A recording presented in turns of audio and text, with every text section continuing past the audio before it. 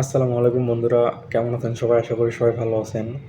আমিও আলহামদুলিল্লাহ ভালো আছি। তো আজকে আমি যে বিষয়টা নিয়ে কথা বলবো সেটা হচ্ছে দুবাইতে ফুড ডেলিভারির জব। বর্তমানে আমি অনেকের কাছ থেকে শুনতে পাচ্ছি যে অনেক এজেন্সি বা অনেক দালাল যাকে বলে তারা নাকি ফুড ডেলিভারি জবের কথা বলে দুবাইয়ের ভিসা দিচ্ছে। তো ফুড ডেলিভারি জব কেমন হবে এই সম্পর্কে আজকে বিস্তারিত আপনাদের সাথে আলোচনা করব। তো দেখুন, দুবাইতে ফুড ডেলিভারি জব আপনার যদি অ্যাকচুয়ালি কোম্পানি ভিসা হয়ে থাকে, যেমন নুন, তারপরে আপনার তালাবাত, আরও বেশ কিছু নাম করা কোম্পানি আছে যারা খুব ভালো সার্ভিস দিয়ে থাকে দুবাইতে। তো এইসব কোম্পানির ভিসা যদি আপনার হয়ে থাকে তাহলে আপনি আসতে পারেন। তবে এই কোম্পানিগুলোতে আবার বিভিন্ন ধরনের প্রসেস এবং বিভিন্ন নিয়মকানুন থাকে। যেমন কিছু কিছু পেমেন্টের ক্ষেত্রে দেখা যায় যাদের ফিক্সড স্যালারি তাদের মেবি 3,000 থেকে 4,000 মধ্যে থাকে আপনি যদি ঠিকভাবে কাজ করেন তাহলে। এটা আমি অ্যাকচুয়ালি খবর নিয়ে জানতে পেরেছি। তো এর মধ্যে আবার কোম্পানি থেকে বাইক দিবে আপনাকে। বাইক কোম্পানির, সিম কোম্পানির, ইন্টারনেটও কোম্পানির। আপনার জাস্ট আপনার ফোনে সিমটা তুলতে হবে অ্যান্ড ব্যবহার করতে হবে। আর পেট্রোল খরচটা আপনার, তেল খরচ আপনার দিতে হবে। বাইক কোম্পানি দিবে, সিম কোম্পানি দিবে, ডাটাও কোম্পানি দিবে। আর আরেকটা কাজ আছে আপনার হচ্ছে কমিশনের উপরে ডিপেন্ড করে। যেমন আপনি প্রত্যেক ডেলিভারি থেকে কমিশন পাবেন। আপনি দিনে যতগুলো ডেলিভারি করবেন তার উপরে ডিপেন্ড করবে আপনার আর্নিংটা। তো এরকম দেখা যায় যে 7% বা পার ডেলিভারিতে 7 দিরহাম বা 7.5 দিরহাম এইরকম একটা নির্দিষ্ট অ্যামাউন্ট থাকে।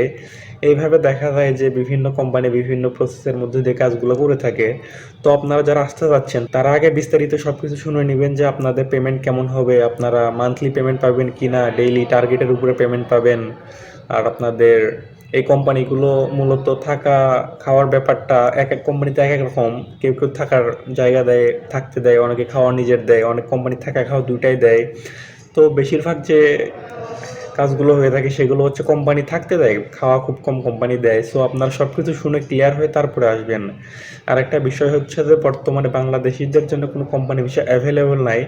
তারপরে কিছু ভিসা বাইপাস করা বা আগে কেনা এরকম কিছু ভিসা বর্তমানে অনেকেই দিয়ে থাকতেছে। তো যে কাজে আসেন আগে সব কিছু সুন্দরভাবে বুঝে তারপরে আসবেন।